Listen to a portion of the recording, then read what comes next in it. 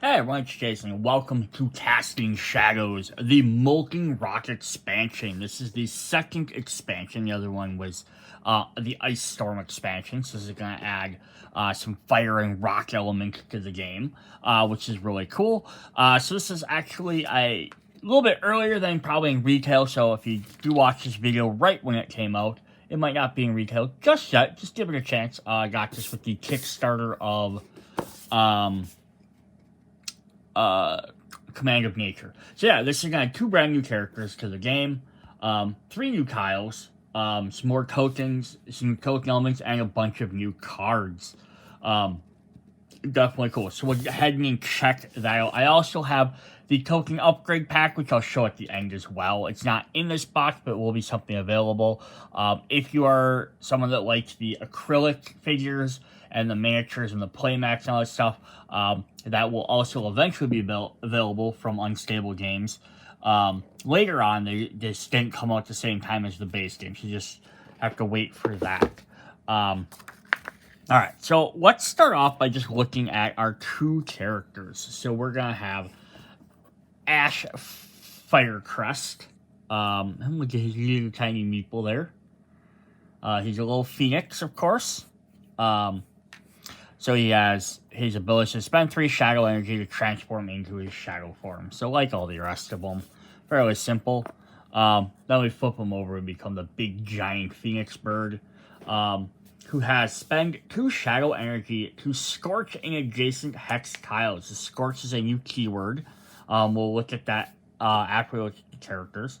Once per game, when your HP tracker reaches 0, you may spend up to 5 shadow energy to gain HP equal to the amount of shadow energy spent.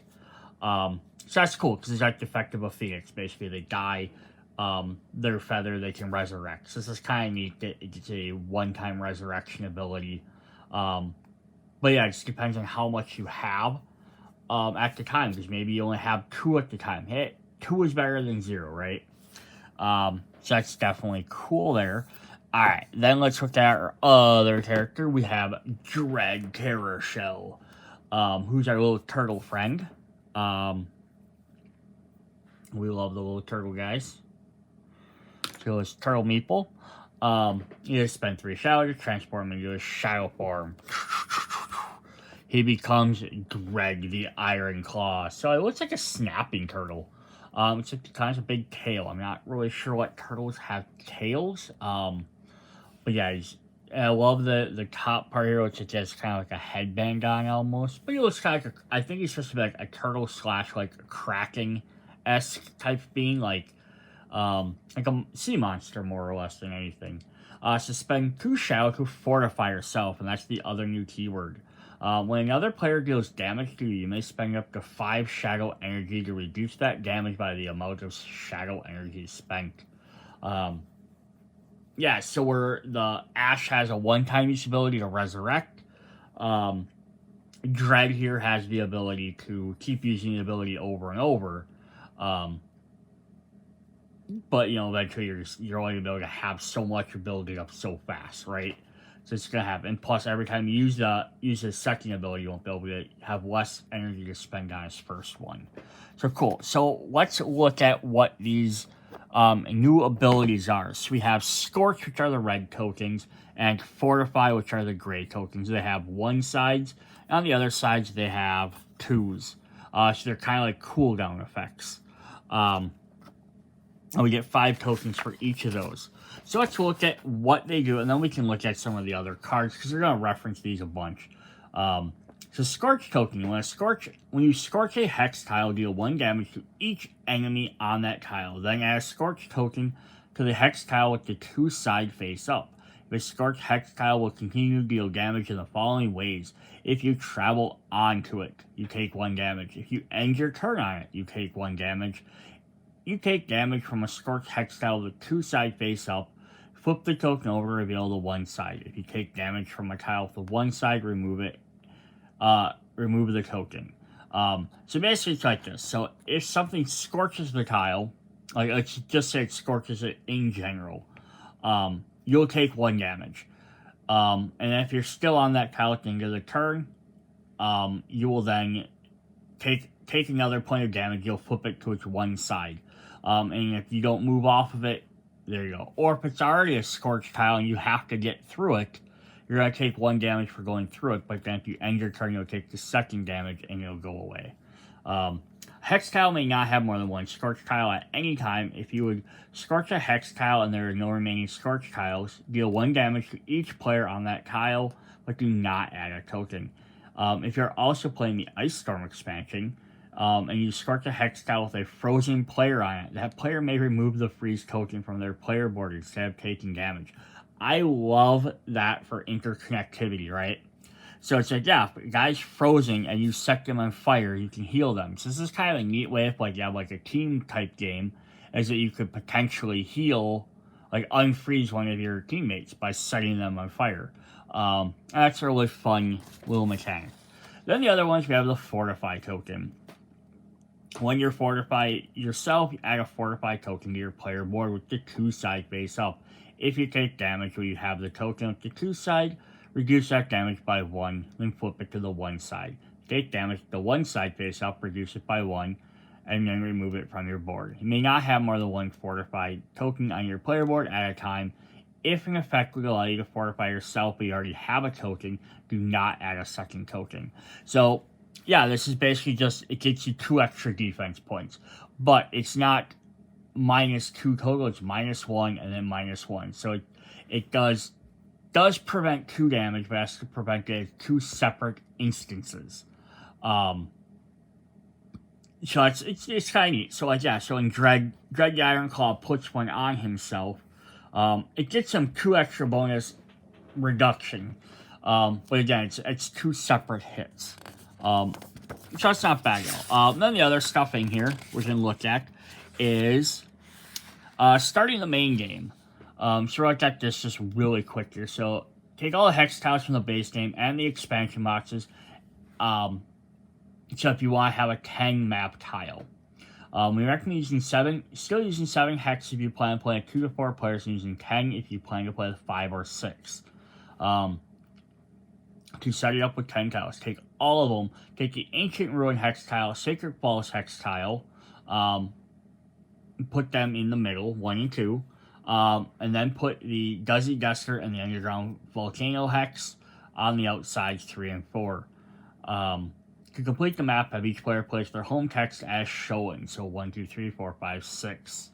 Like that. If you're playing fewer than 6 players, you may fill the rest of the map with any remaining hex tiles. So if you decide to use a 10 map tile, but you only want to play 4 players, you could do player 1, 2, 3, 4, and then put random ones in the middle. That's always an option there. Otherwise, then the setup is basically the same as everything else. Place your meeple on your home text, shuffle the counter spell, including all expansions. Main deck, including base games and expansions, flip 1 card face up next to each of the remaining hex, excluding the Dusty Hex, because that's where you'll put your counter spells. 8, put your companions up here, shuffle at your 3, put your tokens and dice over here. So everything else sets up the exact same way. So then this is what the game would look like when you get ready to play.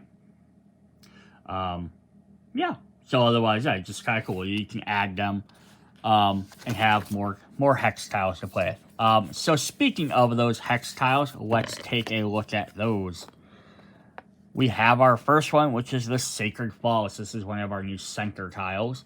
I'm going to zoom my camera in a bit now that we're done looking at the big stuff. Yeah, so this is just kind of like a central tile. Pretty cool looking. Rainbow effect on the falls. I flip it over, it's going to have that symbol on there. Like a mountain with like a door on it. Interesting. I do agree with a lot of people. I think it would have been nice if they would have had, I guess maybe not on the back side, but they got like a little cheat sheet for what each thing does. Would have been almost kind of neat. I'll argue one way or the other, I guess. It would have been tiny if they would have had like on the bottom, like on like one side, just been like, is it supposed to go this way?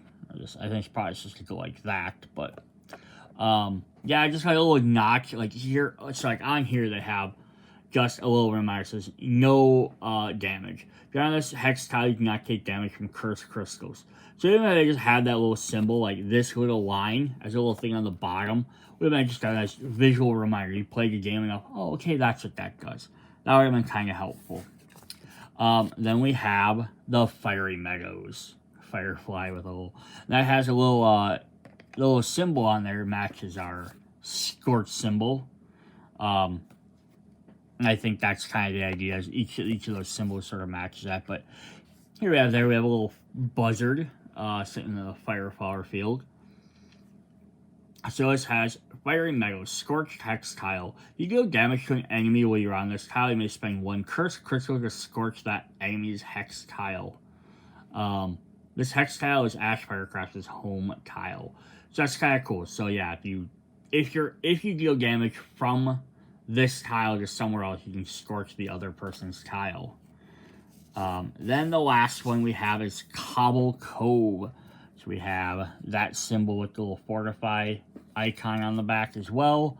There's the seal leader, the little shell. There's also little birds, a couple of birds. In Cobble Cove, there's our guys that are mages.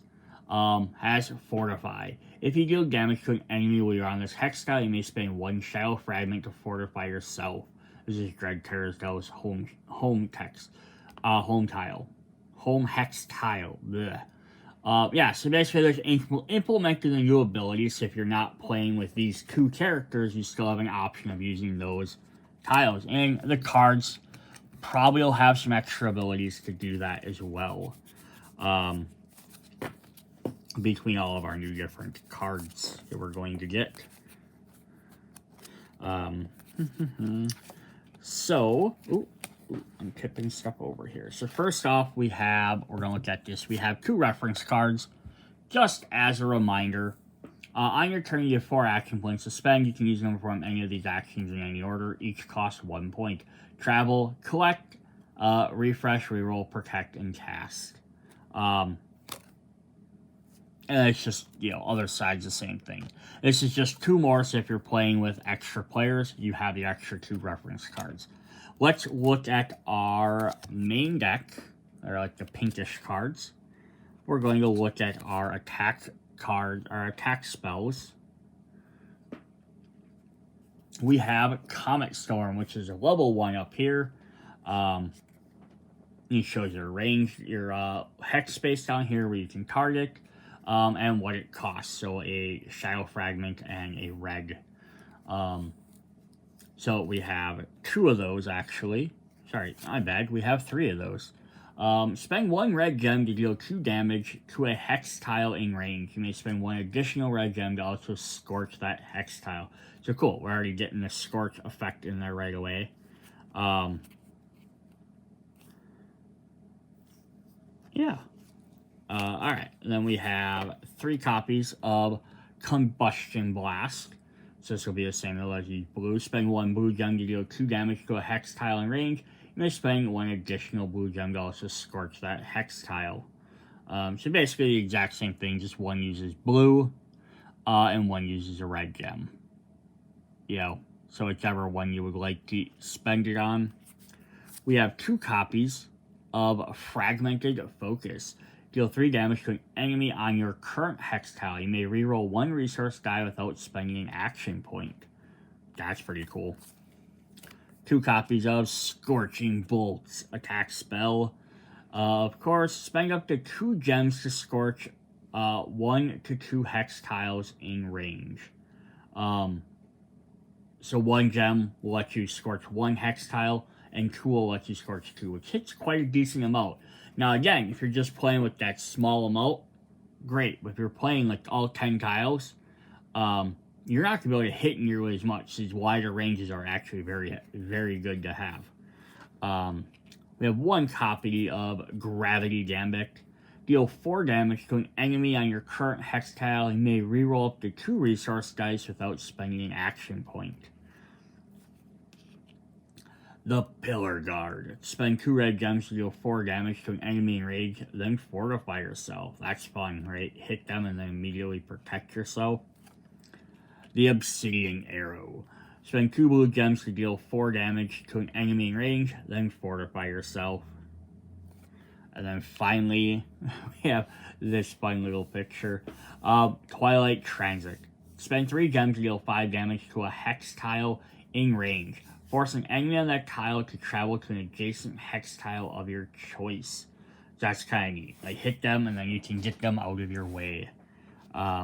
Cool. Got some nice new spells there. Then we have some conversion spells. So we have 3 copies of Radiant Refuge. Turn 2 orbs in your resource pool into 1 gem, then fortify yourself. So this is kind of cool, right? You're going to just still change stuff, but you're gaining extra ability for doing it. And then we have 3 copies of Shatter Surge. Turn 1 gem in your resource pool into an orb. Then you may remove a Scorch token from an adjacent hex tile. That's neat. That's like one of the few ways to remove a Scorch token. We haven't seen anything else so far, but that's helpful. We have 2 copies of Shadow Sanctuary. Turn 1 Shadow Fragment in your resource pool into a gem, then fortify yourself. And then 2 copies of Flameless Forge. Turn 1 Shadow Fragment in your resource pool into a gem. You may remove a Scorch token from your current hex tile.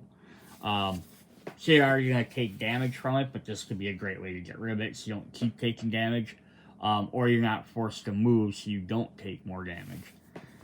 Yeah, so some extra new conversion spells. Then we have some new counter spells. We have 1 copy of Phase Shift.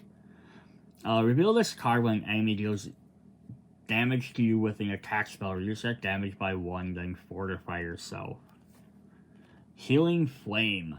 Reveal this card when you travel to a Scorched hex tile. Remove the Scorched token and gain 1 HP instead of taking damage from that tile. That's fun. Arcane Wormhole. Reveal this card when an enemy would scorch your current hex tile. Scorch the adjacent tile of your choice instead. And then finally, Burn Buffer. Reveal this card when another player scorches a hex tile. Fortify yourself. Yeah, so very good. So like some of these are like the other ones, like they let you play one or remove a token. And then even these, probably a little bit more of these, if you combine them with the Ice Storm expansion as well into the base set plus all the Kickstarter stuff, if you have all that, it'll probably make these maybe a little bit harder to come across depending on how many players you have. So if you're only playing with like 4 players, you may just opt to not use the Ice Storm expansion as well. Maybe even take out the Kickstarter cards just so you can get to these more often if you're trying to get to these. Or there's always a secondary option of watch people do with like newer expansions if they want to try and access them more often. Even maybe combine this with the Ice Storm, put all these together, shuffle them, then shuffle them in the top half of the, like, take each stack, you shuffle these in, whether the main deck cards, the counterspell cards, whatever, and then shuffle the expansions into the top half of the deck. That way you have more of an opportunity of hitting these in the first half, and then the second half of the game, you'll just be getting regular stuff. Now, that's, I'd say, normally, and I don't know if that may not work for this, because you might have enough stuff in the base that you need access to really play. But that's a possibility if you feel like you're not drawing these enough. Cool. Then we have some brand new companions. We have Harvest Hamster with a cute little chipmunky. Well, it's not chipmunk, it's a hamster. Each time you enter card fortified to gain 1 HP. That's pretty cool. Ember Raptor. Of course, from all the little dinosaur games, unstable games you've been making. At the start of your turn, you may remove a Scorch token from an adjacent hex tile or scorch the adjacent hex tile. Ferret Prowler. Each time you travel to a Scorch hex tile, gain 1 HP. And Charble. Each time an enemy scorches a hex tile, deal 1 damage to that enemy. So there's a lot more stuff in here. It feels like it does deal just scorching than fortifying. I don't think that necessarily makes either of the characters, Dread or Ash, more powerful than the other one. It just means that you're going to be doing a lot more burning than defending yourself. Alright, so that's what we have for the Molten Rocks expansion. Just going to do a quick look as we do have the extra upgrade tiles so we can get the... So if you end up wanting to pick these up, they probably should eventually hit the store, but we have the upgraded tiles versus the little cardboard chitlets, which are really nice, easier to pick up. I actually like these. They're fairly a decent amount thicker, as well as being solid wood instead of cardboard. And then the last two things we have are our upgraded shadow forms. So a lot of people requested this during the original Casting Shadows campaign, and they did end up making them. So they've added them for all the expansions. Just in that way, when you switch over to your form, you can switch over to your other meeple if you like. For gameplay reasons, it doesn't do anything different. It's just some people... some people like having the ability to, like, switch over to the other meeple form. And they all fell down. Alright, that is what we have for Casting Shadows. Hope you guys enjoyed it. I'll probably maybe do a quick video with the other add-ons when I eventually get them, the little miniatures and croaks and stuff like that. And let's check out the old expansion if you haven't seen them. Also check out Change of Nature, the other new game by Unstable Games if you haven't checked that out yet already. See you guys later. Bye.